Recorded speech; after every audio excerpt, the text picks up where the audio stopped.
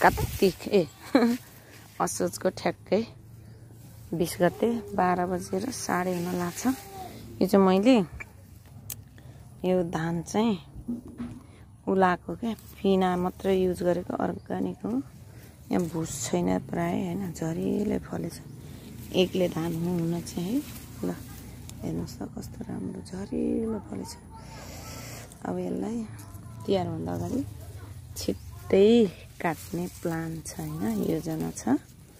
कस्तो राम्रो छ है, यस्तो राम्रो फलिरहेछ। धानबारीमा 12 बजेको काम है।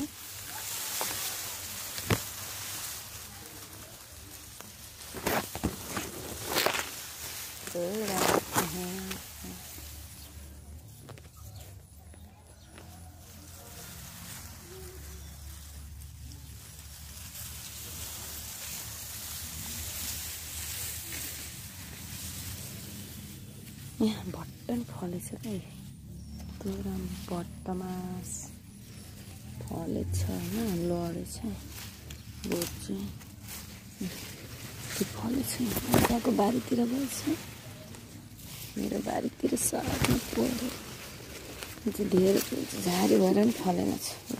ठिकै छ, मेरो चित्त बुझ्दैछ। एक बन सिमल तर